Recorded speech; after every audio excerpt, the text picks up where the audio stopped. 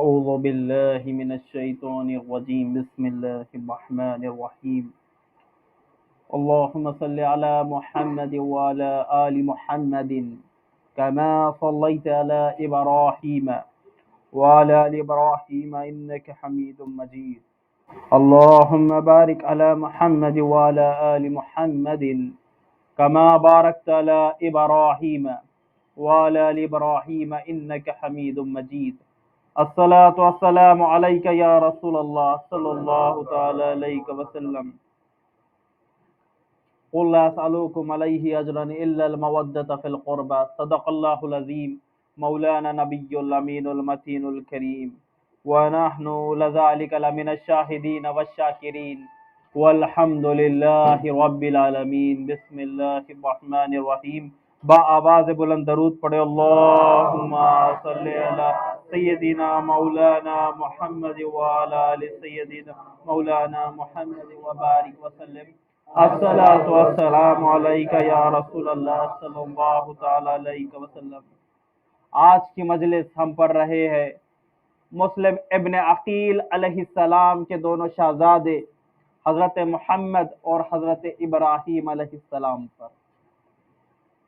آپ تمام لوگ ذکر کربلا سن رہے ہیں، اہل بیت رسول صلی اللہ علیہ وسلم کا ذکر سن رہے ہیں۔ اللہ رب العزت آپ تمام جو وقت آپ لگا رہے ہیں یہ ذکر حسین سننے میں اور کربلا والوں کا یہ ذکر سننے میں کہ آج 14 صدیاں بیت گئی ہے، 14 صدیاں بیت گئی ہے، لیکن آج بھی ذکر حسین اسی طرح جاری ہے۔ تو اللہ جو یہ وقت ہم لگا رہے ہیں کہ اس گھر کی محبت میں کہ جس گھر میں جبریل بھی بغیر اجازت نہیں آتے، یہ اس گھر کی محبت ہے کہ جہاں جبریل بھی بے اجازت داخل نہیں ہوتے، جہاں ملک الموت کو بھی اجازت لینی پڑتی ہے۔ یہ وہ مقدس گھر ہے، اور ان پہ یہ ظلم ہوا ہے کہ کربلا ایک ایسی تاریخ ہے کہ مسیب کا علاقہ ہے، کربلا میں ایک مسیب کا علاقہ ہے جہاں یہ دونوں شہزادوں کی مزاریں ہیں، چھوٹی چھوٹی قبریں ہیں، محمد کی اور ابراہیم کی۔ میں مشہور روایت پڑھ رہا ہوں، مستند روایت جو ہے وہ اس کے بعد پڑھوں گا، جو مشہور روایت جو پڑھتے آئے ہیں ہمیشہ سے۔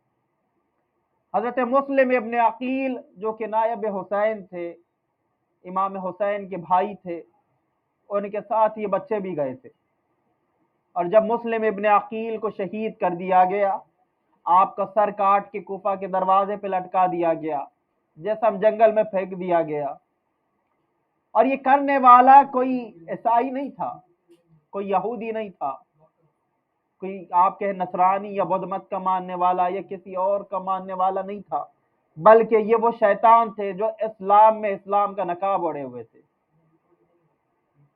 جو کلمہ بھی پڑھتے تھے، جو حج بھی کرتے تھے، جو زکوٰۃ بھی دیتے تھے، جو قاری قرآن بھی تھے، جو حافظ قرآن بھی تھے، جس نے حسین کی گردن پہ خنجر چلایا ہے، 9 حج پیدل کیا ہے اس نے، اس شمر نے۔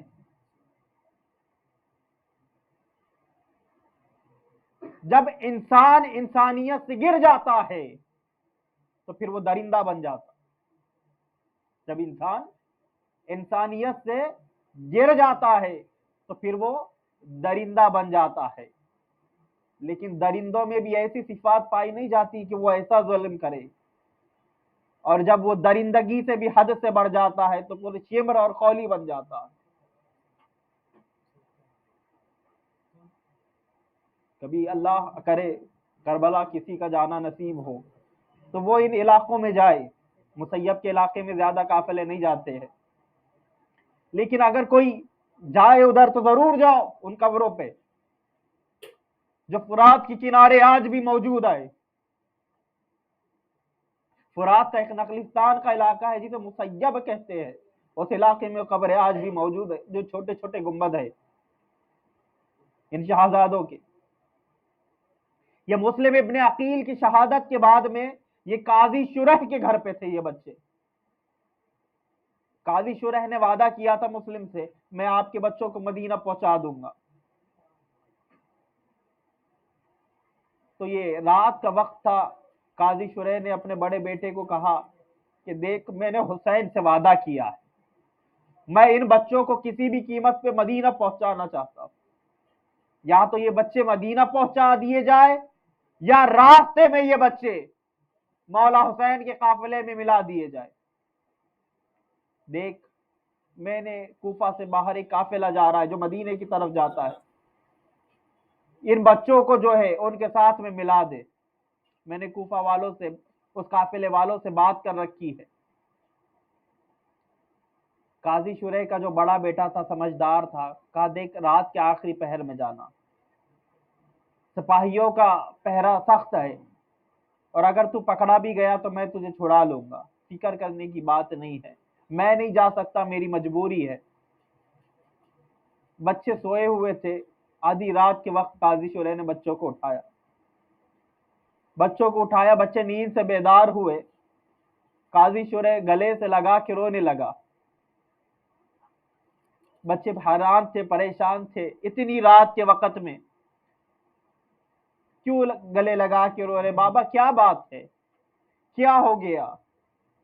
تو قاضی شریح دہاڑے مار مار کے رونے لگا، کہا کچھ نہیں۔ بڑے بیٹے محمد نے پوچھا، بابا ہمارے ابا جان کہاں ہے؟ کتنے دن ہو گئے، وہ ہم سے ملنے کے لیے بھی نہیں آئے، کافی عرصہ بیت گیا، اب تو وہ خیر خبر لینے کے بھی لیے نہیں آتے، اور ہم ان کی زیارت بھی نہیں کر سکتے، ان کے ساتھ میں بھی نہیں رہتے۔ ہم کوفہ اس لیے نہیں آئے تھے کہ ہمیں اکیلا رہنا پڑے، ہم اس لیے کوفہ آئے تھے کہ ہم ہر وقت ہمارے بابا کے ساتھ میں رہیں، ہمیں معلوم نہیں تھا۔ قاضی شریح اور زور سے رونے لگا۔ اب بچے پریشان ہو گئے۔ چھوٹے بیٹے ابراہیم نے پوچھا، بابا ہمارے ابا کہاں ہے، سچ بتائے۔ قاضی شریح نے بچوں کو گلے لگاتے ہوئے کہا، اے عرب کے شہزادوں، اے حسین کے لالو، تمہارے بابا کو ظالموں نے قتل کر دیا، تمہارے ابا شہید کر دیے گئے ہیں۔ چھوٹے بچے تھے، ایک 8 سال کا تھا، ایک 10 سال کا تھا، دونوں بچوں کی عمر کم عمر کی تھی، ابھی سن بلوغ کو بھی نہیں پہنچے تھے۔ دونوں بچے رونے لگے، ایک دوسرے کا منہ تک کے، نہ جانے ان کے دل پہ کیا بیتی ہوگی جب یہ خبر سنی ہے کہ پردیس ہے، کوئی اپنا نہیں ہے، وطن تو مدینہ ہے، غیروں میں آئے ہوئے ہیں، پہچانتے نہیں ہے کسی کو، چھوٹی چھوٹی عمریں ہے، معصوم ہے، کوئی گناہ بھی تو نہیں کیا، کوئی خطا بھی نہیں کی۔ قاضی نے کہا کہ آپ کو مدینے کی پہنچانا ہے مجھے، میں نے کوفہ والوں سے بات کر رکھی ہے، میرے بڑے بیٹے کے ساتھ میں آپ فوراً روانہ ہو جائے، رات کا وقت ہے۔ بڑے بیٹے کو اس سے کہا کہ جاؤ، انہیں لے جاؤ، کوفہ سے باہر لے جاؤ، قافلے والے کھڑے ہیں، جاؤ جلدی جاؤ، دیر نہ کرو، کہیں قافلہ چھوٹ نہ جائے۔ دونوں بچے باہر نکلے قاضی شریح کے بڑے بیٹے کے ساتھ میں۔ وہ بڑا تھا، عمر میں بڑا تھا، تیز تیز قدم چل سکتا تھا، یہ معصوم بچے تھے۔ کوفہ کی اندھیری گلیاں ہے، اندھیرا راستہ ہے، نبوت کے شہزادوں پہ دروازے بند ہے۔ قاضی کا بیٹا آگے آگے بھاگ رہا ہے، مسلم کے شہزادے پیچھے بھاگ رہے ہیں، اندھیری گلیاں ہے، کبھی بڑا گرتا ہے تو چھوٹا اٹھاتا ہے، چھوٹا گرتا ہے تو بڑا اٹھاتا ہے، کبھی پیر مڑ جاتا ہے۔ ایک دوسرے کو سنبھالتے سنبھالتے کوفہ سے باہر آتے ہیں، دروازے سے باہر نکلتے ہیں، جہاں قافلہ رکا ہے اس طرف دوڑتے ہیں۔ قاضی کا بیٹا تھا، اس نے دور سے دکھا دیا، دیکھو یہ قافلے والے ہیں، جلدی جلدی جاؤ، ابھی قافلہ شروع ہوا ہے، آپ تیز تیز قدم دوڑو گے، قافلے والوں سے میں نے بات کر رکھی، وہ تمہیں اپنے سواریوں پہ سوار کر لیں گے، مدینے چلے جانا۔ اب وہ راستہ دکھا کے واپس کوفہ میں آ گیا۔ یہ چھوٹے بچے تھے، تیز تیز قدم دوڑتے رہے، لیکن وہ قافلے والے تھے، اونٹ تھے، جانور تھے، ان کے پہنچنے تک وہ قافلہ نظروں سے اوجھل ہو گیا۔ یہ اس وقت وہاں پہنچے تو دیکھا کہ قافلہ دور دور تک نظر نہیں آتا، دوڑتے رہے، جتنا ہو سکا دوڑتے تھے، رک گئے، رات اندھیری تھی، بیابان جنگل تھا، صحرا تھا، ریگستان تھا، نخلستان تھا، دور دور تک کچھ نام و نشان نہیں تھا. دوڑتے رہے، بھاگتے رہے، امید مدینہ پہنچ جائیں گے، لیکن ان کی قسمت میں تو کچھ اور لکھا تھا. اللہ کو ان سے بھی کچھ قربانیاں لینی تھی. جب یہ دوڑتے ہوئے تھک کے بیٹھ گئے، پریشان ہو گئے کیا کرے. دونوں بھائیوں نے مشورہ کیا کچھ کر تو نہیں سکتے، دوڑتے ہیں جہاں قسمت لے جائے لے جائے. صبح کے آثار نمودار ہوئے، رات بھر چلتے رہے. صبح دیکھا تو انہیں دروازہ نظر آیا، فصیلیں نظر آئی. قریب گئے، ایک شخص باہر نکلا، اس سے پوچھا اس شہر کا کیا نام ہے. اس شخص نے بتایا انہیں کہ اسے کوفہ کہتے. ایک دوسرے کے چہرے کو دیکھ کے رونے لگے، جہاں سے چلے تھے وہی تو آ گئے. راستہ کیا جانتے تھے، وہ راستے نہیں جانتے تھے. اسی دروازے پہ کھڑے تھے. اس نے کہا، اس شخص نے، کہ تم کون لوگ ہیں، تم کون لوگ ہو، کس کے بچے ہو، سچوں کی اولاد سے جھوٹ کب بولتے. انہوں نے کہا مسلم کے یتیم ہیں. اس نے دونوں کو پکڑ کے عبید اللہ ابن زیاد کے پاس لے گیا. معصوم بچے تھے، کیا خطا کی تھی، کیا گناہ کیا تھا، لیکن پھر بھی انہیں جیل میں ڈالا گیا، قید میں رہے. قید کا جو داروغہ تھا، جیلر تھا، اس کا نام مشکور تھا. یہ اہل بیت سے محبت کرنے والا تھا. بچوں کو جیل میں ڈالا گیا. یزید کو تمام اطلاع دے دی گئی کہ مسلم ابن عقیل کو ہم نے شہید کر دیا ہے، ان کے دونوں بچوں کو ہم نے جیل میں ڈالا ہوا ہے. یزید نے کہا دونوں کو زندہ ہمارے پاس پہنچا دو. اب یہ جیل میں تھے، لیکن مشکور جو تھا، جو جیلر تھا، داروغہ تھا، اس نے کہا کہ خاندان نبوت کے شہزادے ہیں، اہل بیت رسول ہے، ان پہ، یہ معصوموں پہ کیا خطا، انہوں نے کیا کیا ہے، کیوں انہیں قید کیا جائے، کیوں ان پہ ظلم کیا جائے. بچوں پہ پیار کرتا رہا، دلاسے دیتا رہا، کھانا دیتا رہا، پوچھتا رہا. بچے دعائیں دیتے رہے. مشکور نے رات کے وقت انہیں جیل سے باہر نکالا اور کہا کہ دیکھو یہ راستہ جو جا رہا ہے، یہ شہر قادسیہ کی طرف جاتا ہے. قادسیہ آج بھی عراق کا مشہور شہر ہے.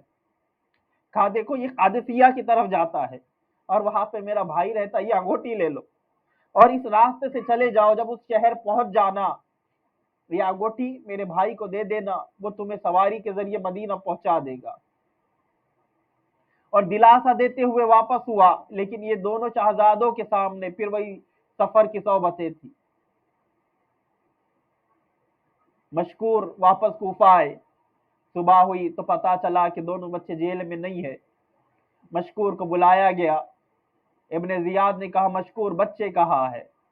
مشکور نے کہا کہ بچوں کو تو میں نے آزاد کر دیا. کہا کیوں کیا، کہ تم مجھے جانتا نہیں. کہا اللہ اس کے رسول کی محبت کی خاطر. کہا تو نہیں جانتا میں کتنا خوخار ہوں، میں تجھے قتل کرا سکتا ہوں. مشکور نے کہا تجھے جو کرنا ہے کر لے، تجھے جو کرنا ہے کر لے.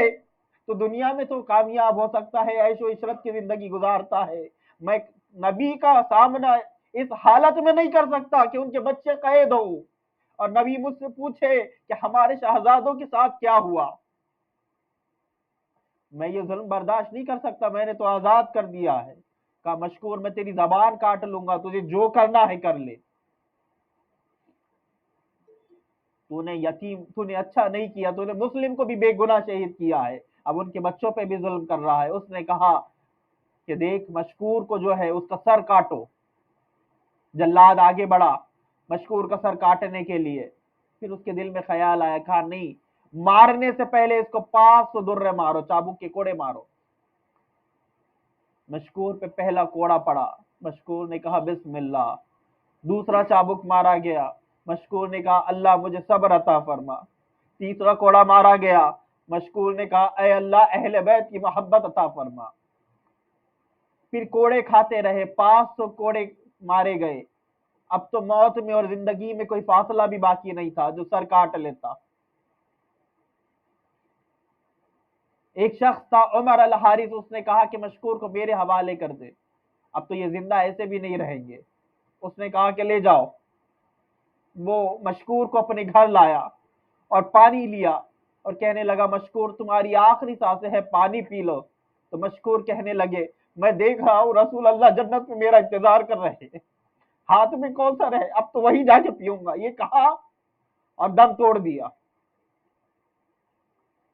یہاں پہ دونوں شہزادے ہیں کہ پھر وہی سفر کی صحبتیں ہیں، دونوں بھاگے جا رہے ہیں،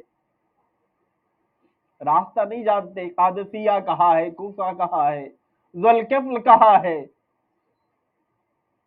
کچھ نہیں جانتے، بس جس راستہ بتایا تھا جنگل کا راستہ ہے، صحرا ہے، بیابان ہے، ریگستان ہے، بس دوڑے جاتے ہیں، مسلسل کئی گھنٹے گزر چکے ہیں، نہ رات میں نیند ہے، پیر سوج چکے ہیں، تھکن ہے، بدن دکھتا ہے۔ پھر صبح ہوئی تو دیکھا کہ ایک پانی کا چشمہ ہے، چشمے کے قریب آئے، اس کے قریب ایک شہر ہے، شہر کو دیکھا تو پہچان گئے، پھر یہی کوفہ ہے، پھر یہی کوفہ ہے۔ اب ایک پانی کا چشمہ تھا، اس کے کنارے ایک درخت تھا، وہ درخت کے اوپر چڑھ کے بیٹھ گئے، وہاں پہ ایک کنیز آئی پانی بھرنے کے لیے، اس نے خوبصورت شہزادوں کے چہرے اور پانی میں دیکھ لیے، تو دیکھ کے پوچھنے لگی کہ تم کون ہو، یہ ڈر کے کیوں بیٹھے ہو؟ تو انہوں نے کہا کہ ہم مسلم کے یتیم ہیں۔ تو اس نے کہا کہ اے بچوں ڈرو نہیں، میں اہل بیت رسول کی محبت کرنے والی ہوں، اور میں جس کی کنیز ہوں وہ عورت بھی، وہ خادمہ بھی آپ کے در کی غلام ہے، آپ سے محبت کرنے والی ہے، میں ابھی اس کو لے کے آتی ہوں۔ وہ کوفہ میں داخل ہوئی اور اس کنیز جو اس کی مالکن تھی انہیں لے کے آئی، لے کے آنے کے بعد میں اس مالکن نے کہا کہ اے بچوں ڈرو نہیں، ہمارے گھر چلو، ہم اہل بیت رسول سے محبت کرنے والے ہیں، ہم آپ کے غلام ہیں۔ بچوں نے اس پہ بھروسہ کیا اور انہیں اس کی باتوں میں سچائی نظر آئی تو ان کے ساتھ چلے گئے۔ گھر پہ جانے کے بعد میں اس کنیز نے اور اس کی مالکن نے بچوں کو نہلایا، نئے کپڑے پہنائے، کھانا دیا، بستر لگایا اور دودھ دیا، اور کہنے لگی کہ بچوں تھوڑا دودھ پی لو، آرام ہو جائے گا، تمہاری آنکھیں سوج گئی ہے، تمہارے پیر سوج گئے ہیں، تمہارے بدن میں شدید درد ہے۔ بچے رونے لگے، کھانا تو کھا لیا، تھوڑا بہت کھا لیا، دودھ پینے لگے، بستر پہ جب گئے تو ماں کی یاد ستانے لگی، رونے لگے، امی کی یاد آنے لگی، ابا کی یاد آنے لگی، بہنوں کی یاد آنے لگی، مدینے کی باتیں یاد آنے لگی۔ جب ماں کی یاد آتی، ماں بھی تو تڑپتی ہے بچوں کے لیے، کیونکہ ماں ماں ہوتی ہے، اس میں ممتا ہوتی ہے، ماں چاہے وہ نبی کی ہو یا ولی کی ہو یا کسی شہید کی ہو، ماں ماں ہوتی ہے۔ بچے اپنی ماں سے بڑی محبت کرتے تھے، روتے ہیں، کیا کہتے، خاموش ہو گئے، سو گئے۔ لیکن اس مالکن کا جو شوہر تھا اس کا نام حارث تھا، اور حارث بڑا لالچی قسم کا انسان تھا، تو وہ اس کی مالکن نے کہا اس کنیز سے کہ میں تجھے آزاد کرتی ہوں، تیرے وسیلے سے اللہ نے مجھے یہ نعمت دی کہ یہ شہزادے گھر آئے ہیں، ان کی خدمت کروں گی، ان سے محبت کروں گی، انہیں مدینہ پہنچا دوں گی، تو کل قیامت کے دن فاطمہ الزہرا کے سامنے شرمندہ نہیں ہونا پڑے گا، فاطمہ الزہرا دعائیں دے گی، میری آخرت کامیاب ہو جائے گی، دنیا بھی کامیاب ہو جائے گی، رسوا نہیں ہونا پڑے گا۔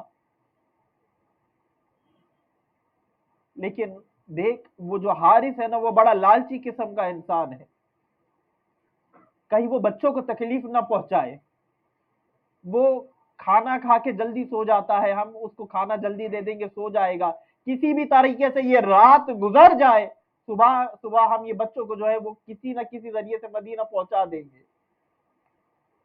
رات ہوئی، حارث آیا، بڑبڑاتا ہوا آیا، انہوں نے اس کو کھانا دیا، کھانا کھا لیا، بستر پہ لیٹا تو بڑبڑانے لگا، اور بڑبڑاتے ہوئے کہنے لگا آج دن بھر مسلم کے بچوں کو ڈھونڈتا رہا، ملے نہیں، کاش میری قسمت کیسی پھوٹی ہوئی ہے، اگر مل جاتے تو ابن زیاد کے پاس لے جاتا، کافی دولت ملتی، عیش و آرام سے زندگی بسر ہوتی، عیاشی میں دن گزرتے، پوری زندگی عیاشیوں میں گزرتی۔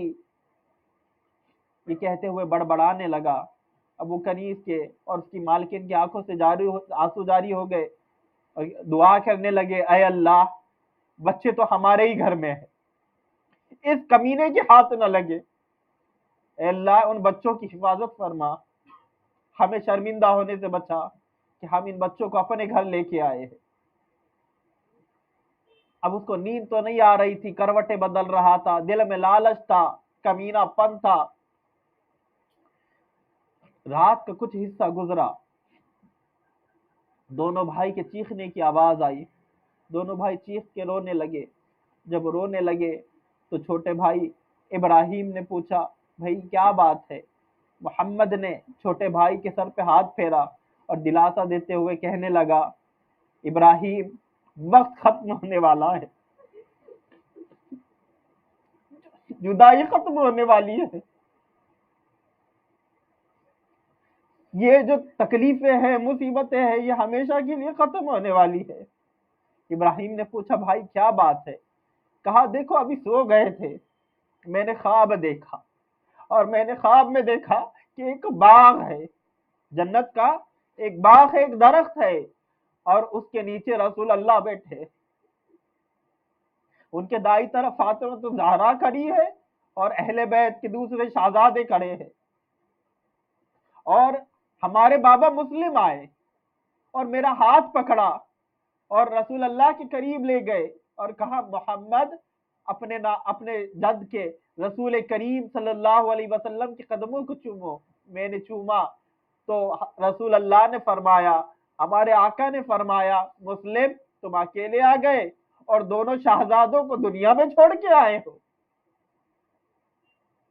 تو مسلم نے کہا کہ اے رسول اللہ، بس یہ صبح ہوتے ہی آپ کے قدموں میں پہنچ جائیں گے۔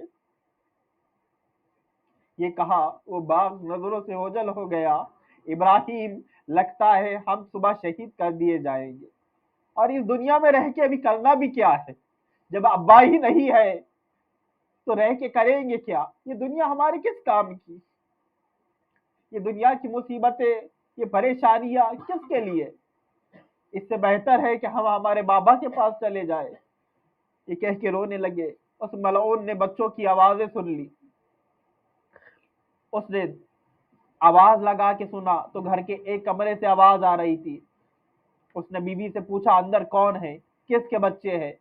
بیوی نے روتے ہوئے کہا کہ مسلم کے شہزادے ہیں۔ قریب آ کے اس نے دیکھا تو کہا، بچے روتے کیوں ہو؟ کیوں میری نیند خراب کر رہے ہو؟ سو جاؤ۔ اور بیوی سے کہنے لگا، تو نے مجھے دھوکہ دیا۔ بیوی کہنے لگی، اے حارث، یہ مسلم کے شہزادے ہیں، یتیم ہے، ان کے سر پہ شفقت سے ہاتھ پھیر، انہیں محبت کر، انہیں مدینہ پہنچا دے، ان پہ ظلم نہ کر۔ اس نے کہا کہ تم سو جاؤ، اور بیوی کو لے کر آیا۔ صبح ہوئی، صبح ہوتے ہی اس نے دروازہ کھولا، اور دروازہ کھولتے ہی اس نے بچوں کو اس طریقے سے پکڑا جیسے کوئی کسائی جانوروں کو پکڑ کے لے جاتا ہے۔ اس نے دونوں کے بازوؤں کو پکڑے، بلکہ بعض روایتوں میں ہے کہ دونوں شہزادوں کے بالوں کو پکڑا اور گھسیٹتا ہوا انہیں کمرے سے باہر نکالا۔ وہ عورت چلائی، اس کی بیوی، کہ حارث ظلم نہ کر، یہ شہزادوں پہ ظلم نہ کر۔ وہ جان بچا، اس کی خود کی جان اس نے خطرے میں ڈال دی اور بچوں کو بچانے لگی، لیکن اس نے تلوار کے قبضے سے اس عورت کے سر پہ مارا کہ سر پھٹ گیا، خون بہنے لگا، اور بہتے بہتے اس عورت دعا کرنے لگی، اے اللہ، اس میں میرا کوئی قصور نہیں ہے، میرا اس میں کوئی گناہ نہیں، میں تو چاہتی تھی کہ بچوں کو مدینہ پہنچا دوں، یہ کمینہ ظلم کر رہا ہے۔ اور پھر وہ کسائی کی طرح دونوں بچوں کو گھسیٹتا ہوا وہ کوفہ سے باہر نکلا اور ابن زیاد کے پاس لے جانے لگا، لیکن دل میں خیال پیدا ہوا کہ اگر میں زندہ لے جاؤں تو شاید کم انعام ملے، قتل کر کے لے جاؤں تو زیادہ انعام ملے گا، زیادہ پیسے ملیں گے، زیادہ دولت ہاتھ آئے گی۔ راستے میں اس نے راستہ تبدیل کیا اور فرات کے کنارے لے گیا۔ بچوں نے پوچھا، یہاں کہاں لے جاتا ہے؟ کہا، فرات کے کنارے لے جا رہا ہوں۔ کہا، کس کے لیے؟ کہا، قتل کرنے کے لیے۔ کہا، زندہ حوالے کر دے۔ اس نے کہا نہیں، زندہ حوالے کروں گا تو پیسے کم ملیں گے، انعام کم ملے گا، قتل کروں گا تو زیادہ پیسے ملیں گے۔ بچوں نے کہا اچھا تو ہمیں قتل کرنا چاہتا ہے، ہمیں مارنا چاہتا ہے تو ہمیں مہلت دے کہ ہم اللہ کی نماز پڑھے۔ ابھی سن بلوغ کو نہیں پہنچے، نماز فرض نہیں ہے، لیکن نمازی گھر کے بچے ہیں، کہتے ہیں ابھی ہمیں نماز پڑھنے دے۔ بچے نماز سے فارغ ہوئے تو اس نے کہنے لگا بتاؤ پہلے کس کو مارو، بتاؤ پہلے کس کو مارو؟ تو محمد کہنے لگا پہلے مجھے مار، میں بڑا بھائی ہوں۔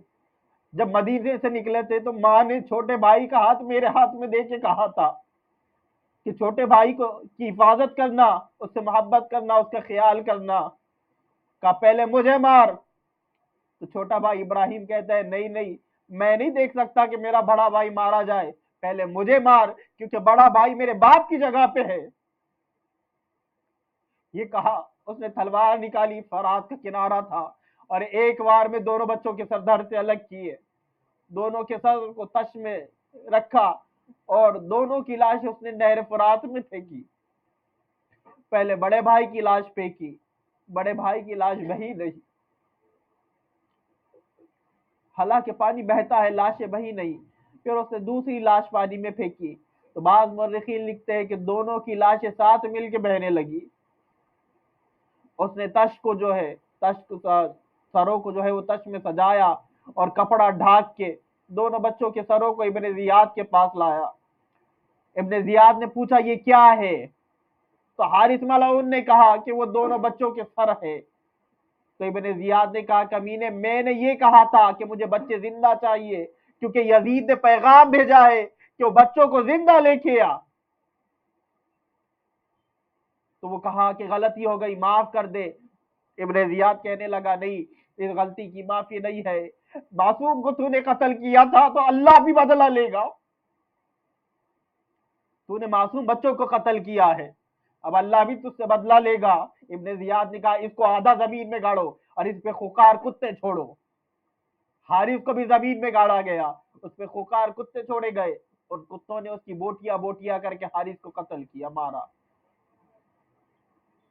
انا للہ و انا الیہ راجعون۔ مسلم کے دونوں شہزادے شہید ہوئے اور ان دونوں شہزادوں کو مسیب کے علاقے میں دفن کیا گیا جہاں آج ان کی مزار مقدس ہے۔